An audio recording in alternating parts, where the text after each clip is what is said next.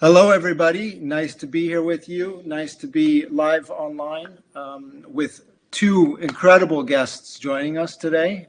Chris Jackman from Shared Access, who's the CEO of Shared Access, and Christian Anderton, who is the CEO of Node. And these two companies, it's not every day that two partners of ours already kind of connect and work together. You guys have been connected for a long time already. But I think that relationship is just getting more and more solidified and stronger, and it's a joy to have you guys here. Thanks for joining us. Pleasure. Thank you for having us. Yeah. So what I thought we would do, because it's, the smart building space, as you all know, is there's a lot going on. There's a lot of partners out there, a lot of players out there in the field. So before we dive into the actual acquisition and what you guys are planning to do for the future, what you're working on, I thought it would be interesting to just take a moment with each of you and talk about your company, what you do, how you do it, and the value add it's bringing to the market. And then we can dive into what that means.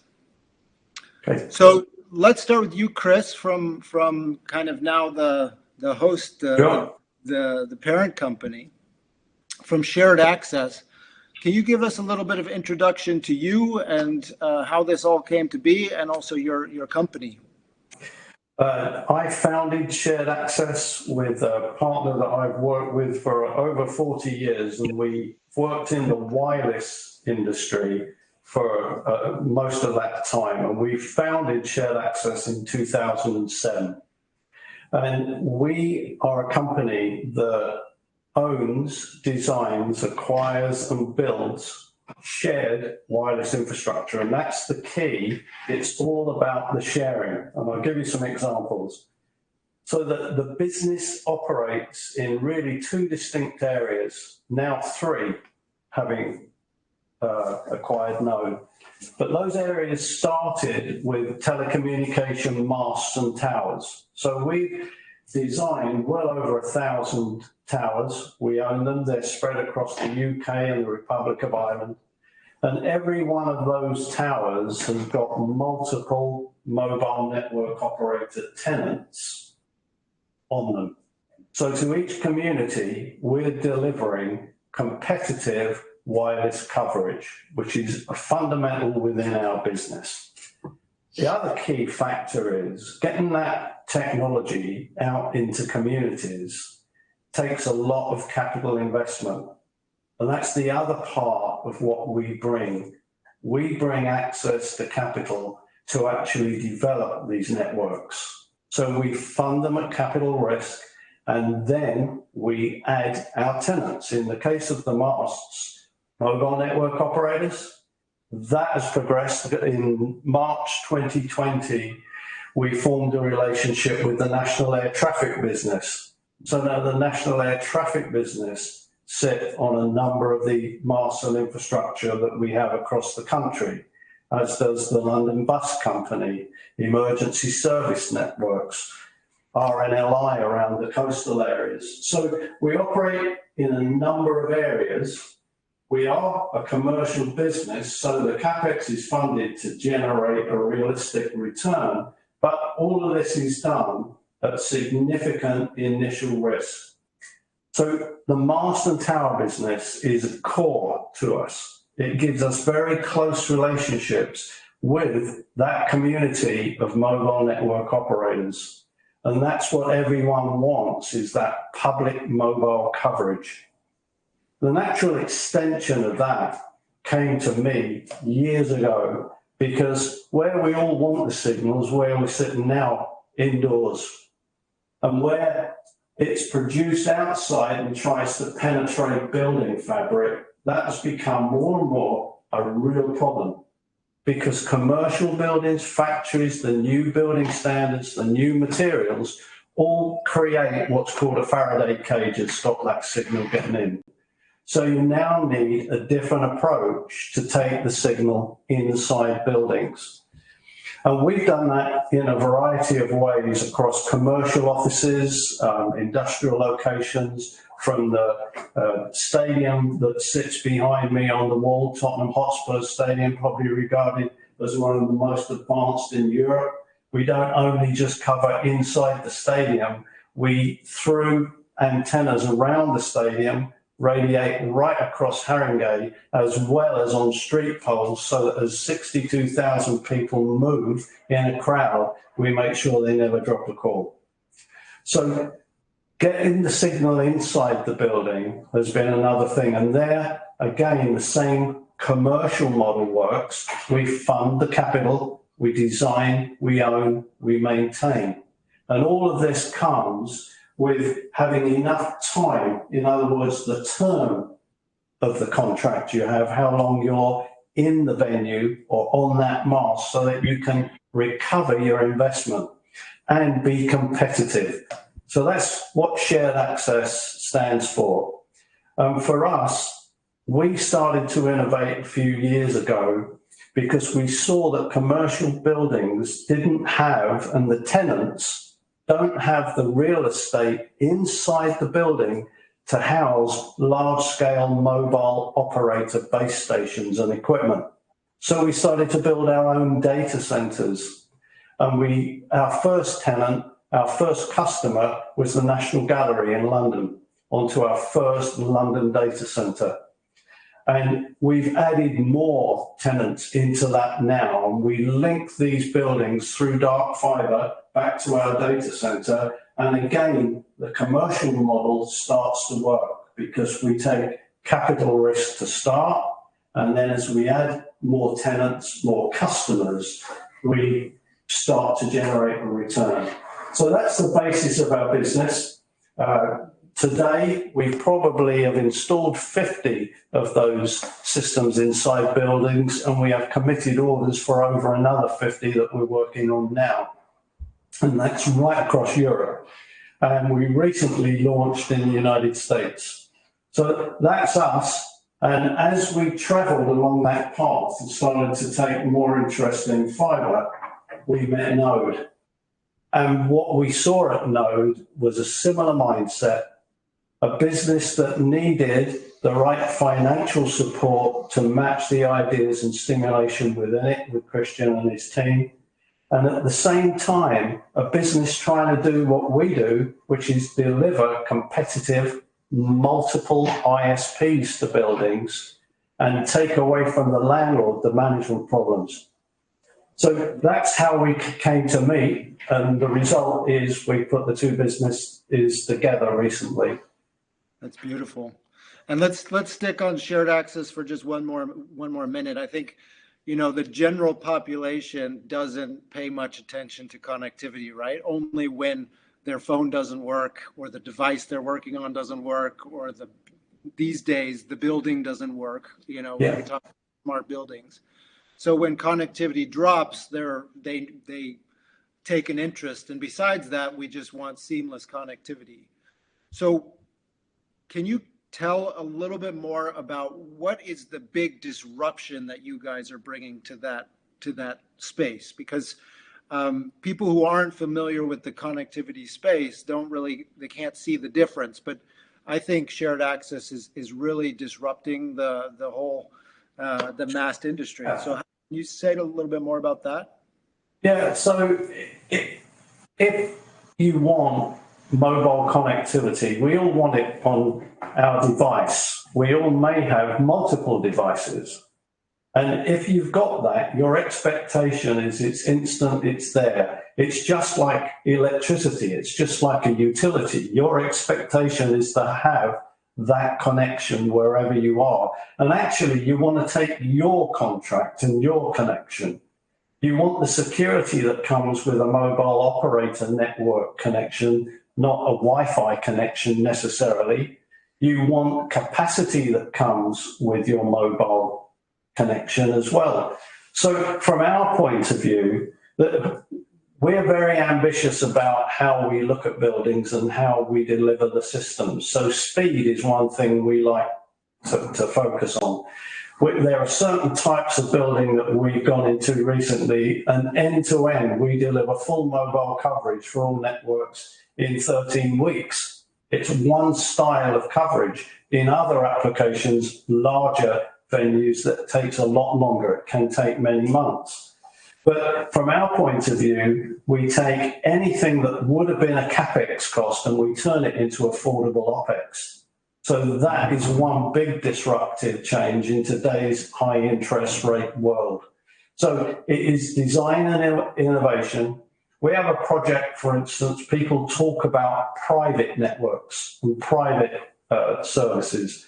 We have one particular project we're working on, which could be replicated many times, but it's to help people with hard of vision problems and with specific headset technology where we deliver with zero latency TV images so that they can be at venues while participating in the crowd while it happens. So again, from our point of view, that's disruptive because we look at that, we've invested, we've built our own 5G test lab in Milton Keynes. We have multiple vendor equipment and we're trying to pioneer in those areas, but deliver them where there's a real application, not technology for technology's sake. So that's kind of the sort of things we do. That's why we found each other, because we believe the exact same thing. It's not about technology, it's about what we do with it that truly makes a difference. So. Yeah, and if you look inside a building, let's face it, there are many things in a building, and you call it smart building, but actually it's linking them together, making them work together and using potentially wireless spectrum to deliver them at low cost and cut the cabling out and reduce all of those. And that's one of the things with Node. The Node design delivers that kind of sustainability function that, again, differentiates what we do. Perfect segue to you, Christian. Nice to have you here. Christian is the CEO of Node and has been there since the beginning.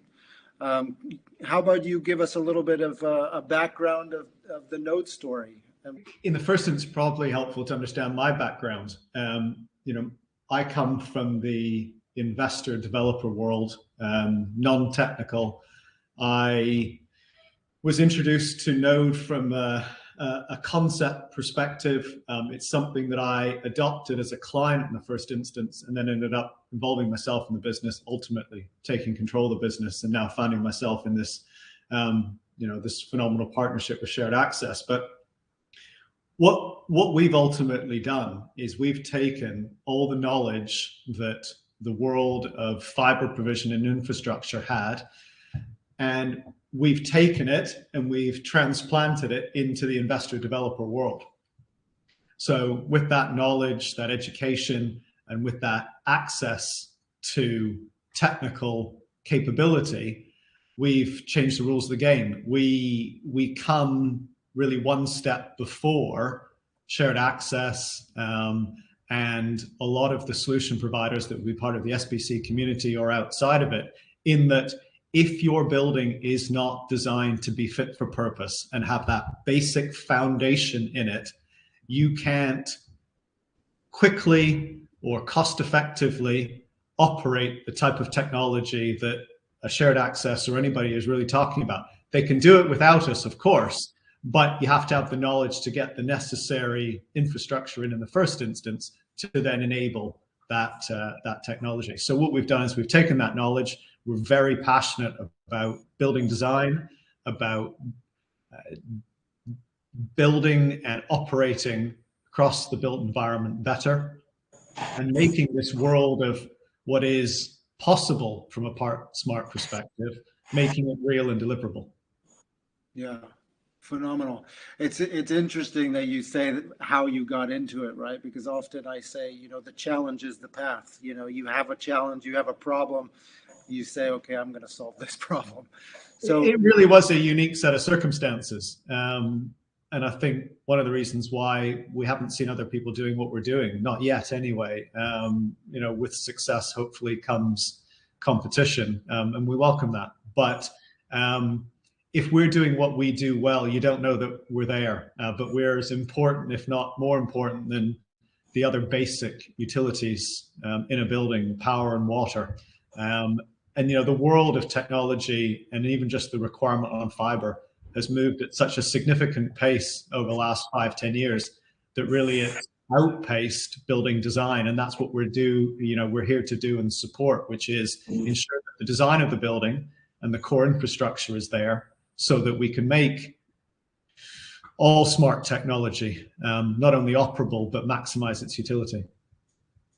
100%. You know, and what we're seeing when we're certifying buildings and situations, because we don't only certify the technology, we certify the organization and the process that's going to be using that technology.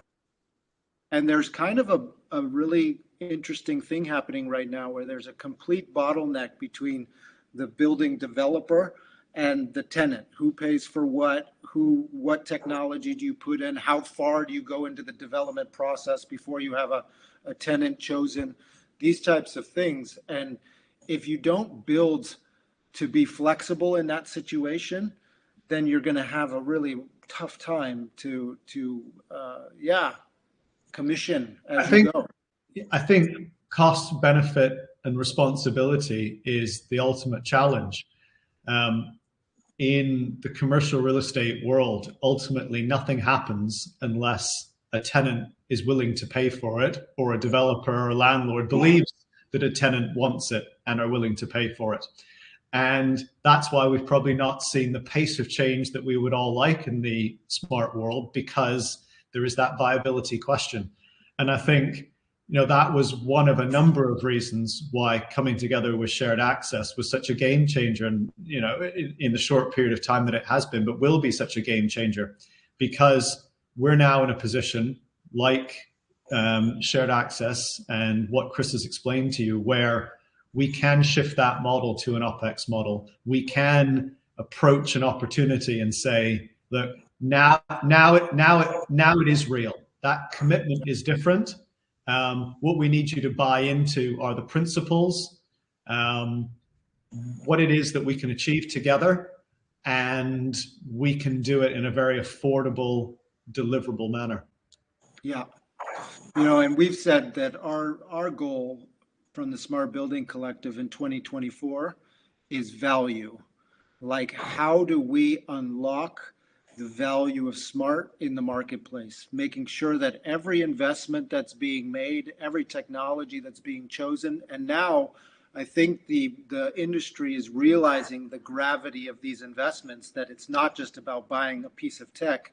You actually have to do enterprise change in order to use that tech in a meaningful way. I think that's starting to come full fruition now, where these organizations realize that. But I think as a community, that's our goal, is to crack that code on what is the real value, so that we're investing in the right things. And then it's so beautiful to see solutions like shared access and Node, where that investment can actually be spread further over time and be reduced because the capex isn't there. I think we're now at a point where we can confidently say that the sort of solutions that we offer are demanded, the value proposition is clear, and at that point it really does come down to affordability, and that's what individually and collectively we're able to deliver on now. Yeah. The reality is that because people buy into what it is that we can do, it does simply come down to, but is it affordable? Is it proportionate to their occupational cost, to their property exposure? And we can confidently say now, yes, it is. You are seeing many different classes of buildings being driven now into different kinds of retrofit, refit, change, all to be able to deliver much of this innovation that you're talking about. And we've seen that the innovation drive comes from different areas. There are tenant requirements that if you're going to compete and get that tenant into a building, you've got to offer certain things, else your building is less attractive. And then you see landlords responding to that and making the change and driving innovation. So there are multiple things, but all of it comes with a cost, as Christian says. And what you're trying to do is make it therefore way more viable, purchasable for all of these different varieties. So we find that we're structuring agreements that 5-10 years ago would have been with one body. Now the agreement is potentially with multiple tenants in a building on different basis. No. And that's nothing new to us. We've found in our business that we've had to be financial engineers just as much as technical engineers. And in fact, sometimes it's the financial engineering that makes it the art of the possible. And that's what has driven what we do. And I think it will be exactly what Christian says, helps Node sustain the growth that it can. Absolutely right. I think that the challenge right now is it's not technology, it's people, it's organization, it's financial models, it's all these human engineered aspects that are challenging. I think when buildings change ownership, when they change leases, when there's all kinds of complexity now that comes with that. So absolutely. Look, this was tough at times in a 0% market, but you're now in a 5.5% market. So all of these things have big, and yet at the same time, we're trying to drive the sustainability goals that everyone has. And the only way you'll do it is to change the model. Yeah. The old models won't work. You've got to be different. Christian, to take just a quick step back or a little bit of a pivot, when you started to think about scale and funding and finding the right partner for this, can you tell us a little bit about that story? Because so often what you see in prop tech, not only prop tech, but in startup scale ups in general, is that they often go for funding, but they don't think about those other things. And I think what you guys have done here goes far beyond capital. It goes into synergy, right? There's so much synergy between your guys' two companies. Was that the plan from the start, or how did that happen? It was actually exactly why it happened. The core principles of what Node was designed to do was to make it faster, cheaper, and more sustainable to get fiber as a commodity to the end consumer in the built environment. But once you've got that foundation in place, then that's when it gets really exciting, because it's not just about making sure that at a tenant or a business level that your fiber is fit for purpose. It's that everything that uses the fiber, all your smart technology, your mobile enhancement, that it can all be available to you on demand without tearing a building apart and having to time and time again invest in the physical installation and infrastructure to make all those services deliverable. So once we felt like we had succeeded in bringing a solution to market that designed better buildings and brought buildings to life, we then sought about building relationships in the smart tech world, which is not our expertise, and looking at who should we be working with that really is the next stage that says, right, the infrastructure is in place.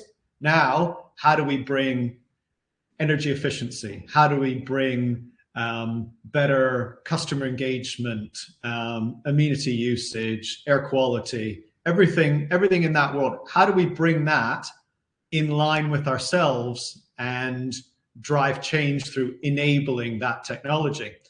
And so back in probably late 2021, Russell Dobson, our CTO, and I set about on a journey to meet parties that we felt were innovating in the mobile world, in enhancing in-building signal. And that's how we met Chris and Sam. And at that point, we realized very quickly, we didn't even understand the technology. We didn't appreciate the extent to which delivering that type of in-building solution required a base build fiber infrastructure layer. And so there was an immediate complementary nature between the two buildings. But probably more importantly, there was a shared passion, a shared enthusiasm, a shared ambition to improve the built environment and bring these solutions in under very, very comparable models. The only thing that we didn't have was we didn't have the access to capital that shared access benefit from. But we went out looking for exactly this type of partner to work with, even if potentially on a non-financial basis, to just work with similar-minded people and a comparable supplementary platform that expedited these changes that we were looking to affect in the built environment. Well, you've done that. You've done that very successfully. Well done. Chris, do you want to add anything to that? I think the second we met, it didn't take very long. You know when you're on the same wavelength. It takes a very short period of time usually, and we sensed it straight away. And we were looking, just like Christian was looking, because we were buying fibre circuits, we were looking for better ways to do it. More innovative thinking around how that gets connected to a building, because that was always the problem. The whole process of obtaining way leaves slows a project, and you say, why should that get in the way? We put together, we have thousands of agreements with landowners and mobile network operators and other parties, and quite often a whole development would be slowed because of a way leave. And the technicalities around it. So we were very conscious that there would be better ways, and we were just trying to find people that thought that way and also thought about get it done fast. And people often ask me, why do you want to do things fast? The reason is it's our money that's at risk. So if our money's at risk, you want to do things as fast as you can to stop it. So we knew when we met Christian and Russ that this was the dream team if we could put it together. Likewise, when we met both parties, I believe 2022, 2023 now, you know, it's such a nice community to be able to work with you guys and to understand connectivity from just a completely different perspective, right? It's, you know, I think the node solution, which we've dove now deeper into, it's disruptive. It's absolutely disruptive. It's completely changing the game. And I think that that's such an important piece of the smart building story, because smart building as an innovative concept is changing constantly. And we're going to continue to see these innovations happening all the time. Yeah, look, we found back a few years, the word smart building was there, and we would ask, what do you want? What is your idea of a smart building? Okay. And some people didn't know, and some people had some pretty defined ideas. But the enablement of that whole thing, how you make it all come together, how you make it all work, and how the building service control systems work with the lighting systems, work with security systems, and all of these things can be innovated in far better ways by a combination of the fibre connectivity as well as the wireless networking. So that was just our view on it. But in the end, when you get that data, it needs to be used and it needs to be acted on. And we found here, we've gone through a transition. As we started to build sites, we put a 24-hour network operations center in place so that we could monitor these sites. And that would drive actions. And the people now going to those sites ask different questions. It's not just about access anymore, it's about the data to make informed decisions.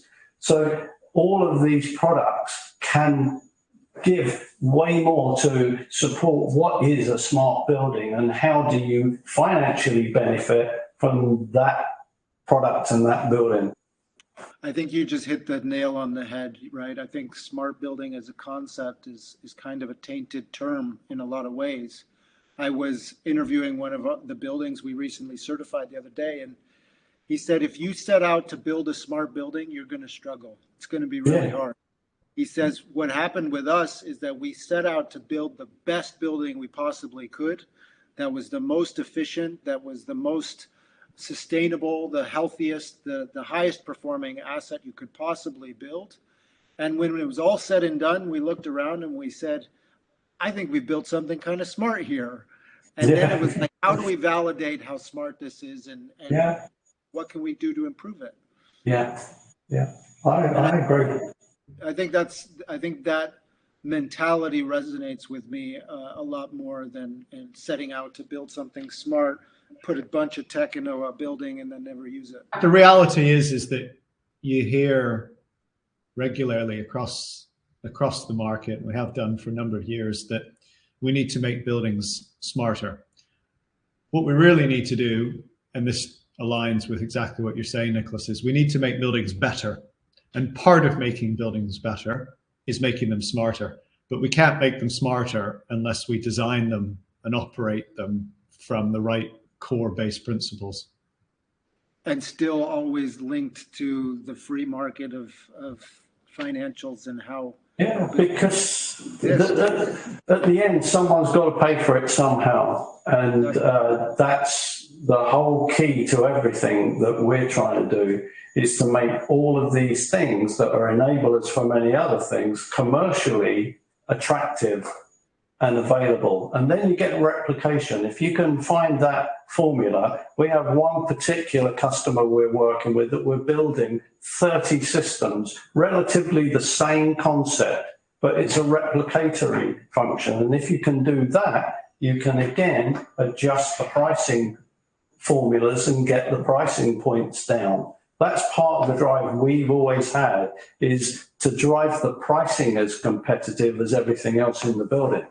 And I think it's not just because of the economic and macroeconomic situation we're dealing with, but I think you just have to take a big look at all of that. It's always been, at my age, that's all I've ever heard is about price. Price is a very key part of the formula, as well as quality, as well as features and functions. So there's a lot of things that come out of delivering a smart building or a solution for it.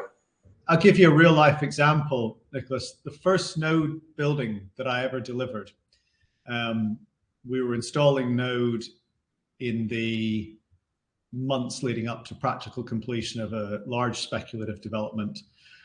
And it was very new, it was very innovative. We were waiting to see how well it would be received. But around that same time, I was made aware of the fact, and I won't say what the building was, but was made aware of the fact that the building was going to significantly struggle with mobile signal.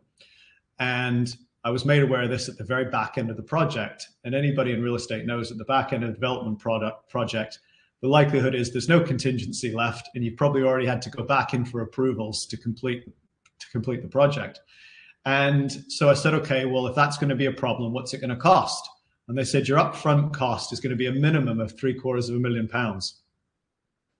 And that's where the conversation ended, because that simply was not going to be found or get approval. At the time, had I known about the shared access business, or if the shared access in-building solution existed, my problem would have been solved instantaneously. Because the tenants wanted it, the service charge in the building could absorb the relatively minor costs associated delivering that service over the life cycle of the asset. But from a development and viability perspective, we couldn't absorb the CapEx.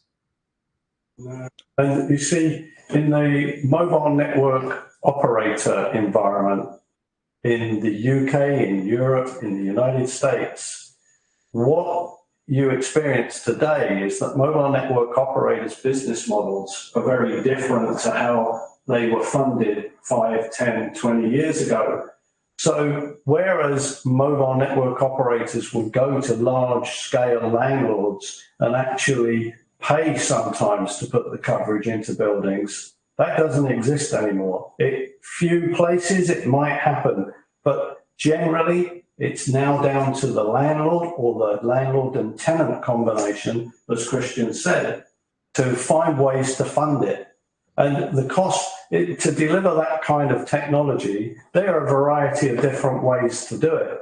But to do it properly and deliver defined capacity that people actually want, you might say, I've got 4 devices and I want to stream Netflix on all 4 straight away.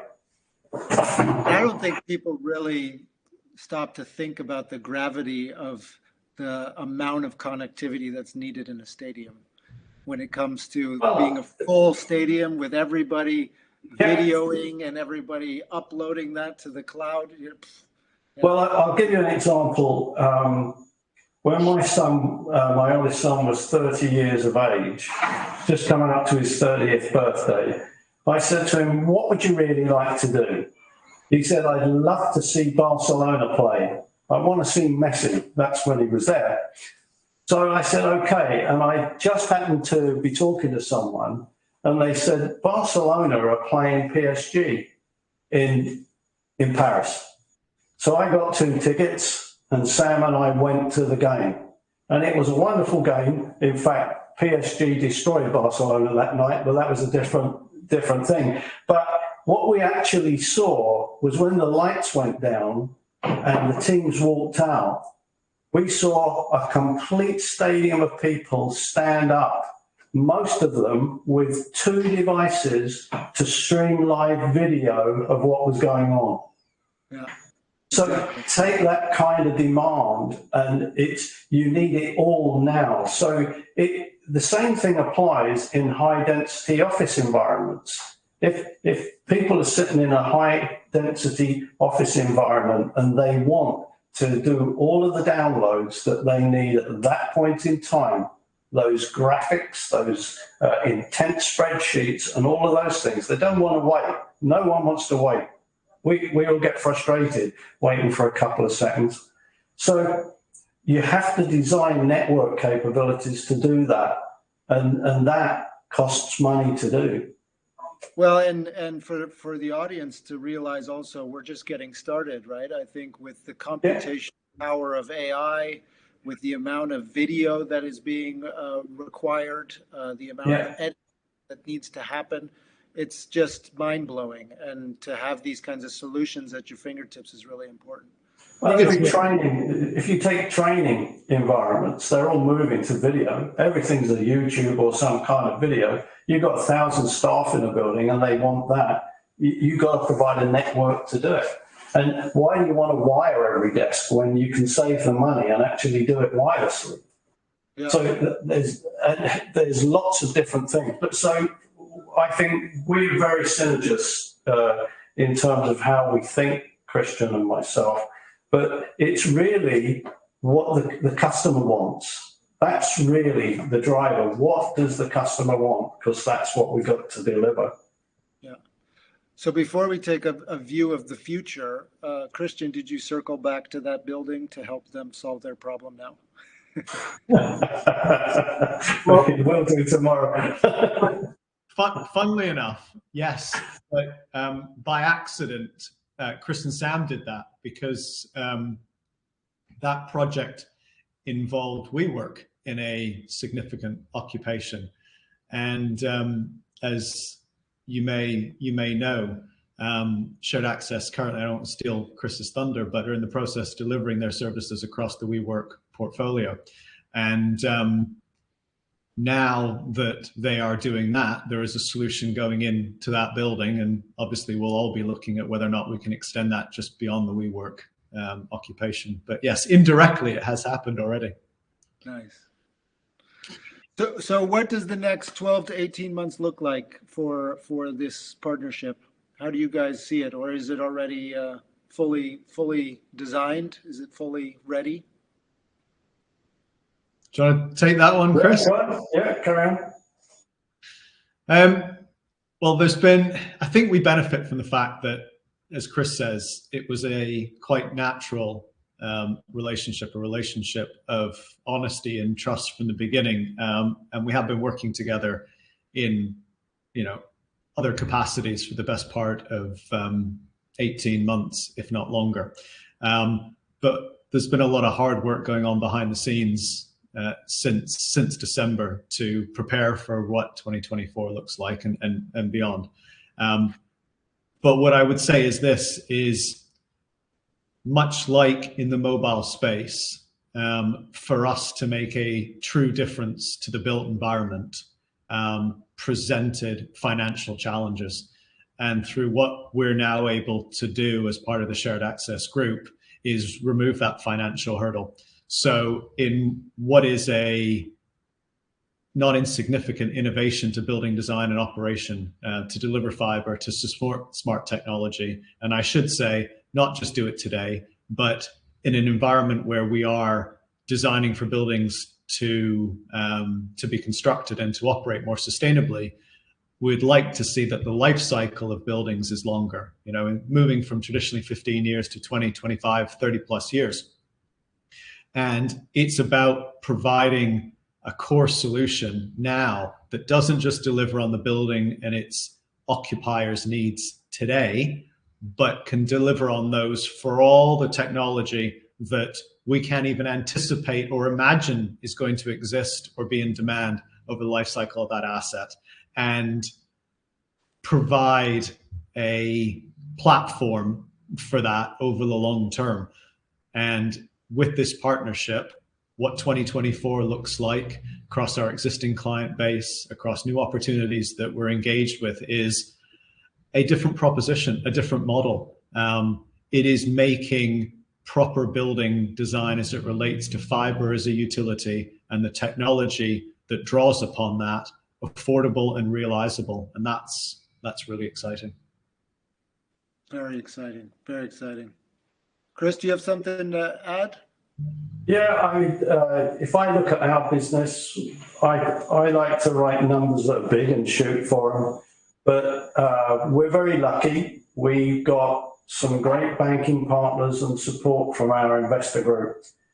We are focused on growth. And if I look at our tower sector, if you look at the growth of 5G, we have already started, but I see high growth in deployments of what we call street solutions, disguised, if you like, as lampposts almost, but a special design that will be deployable in city centres across power and fibre networks, and we will move into owning the active infrastructure and running it on behalf of the mobile network operators. In the in-building market, we've got a tremendous opportunity. Now we're combined with Node to deliver the fibre solution and the wireless solution, and I think that can lead to some very big growth for us. But in essence, if I went back to our deployment team, the kind of ethos here is 2 years ago in January, I sat with two guys in Frankfurt and said, we're going to start to install outside of the UK and Ireland now. We're going to go to Europe. And I saw them both look at me, and you always know. And we now are present and have installed in 7 European countries. And it's that model, it's the same model. And for me, it's how we can transition Node from the UK through that European model. So they're my ambitions for what we're doing. And there's obvious steps you have to go to get there. But we're ambitious for that. Well, congratulations to both of you guys. We wish you the best of luck, and we're very grateful to be part of your journey in whatever small capacity that is. But what we see in the smart building space, if we look at our certification as an example, the foundation is connectivity and infrastructure. If you don't have that connectivity and infrastructure right, there's no way that you can build all of those wonderful functions and aspects above it. So for all of our smart buildings, our smart building solutions that are looking for information or just knowledge on the connectivity space, these two companies, one company, are really talented group of people who understand it way better than we ever will. So I encourage you to get in touch with them. You can do that through SBC Online, or you can connect with us, and we'll connect you to them. Thank you. Get with Chris or Christian directly. Yeah, absolutely. Thank you guys so much for your time. Thank you so much for your engagement, and we look forward to the next time.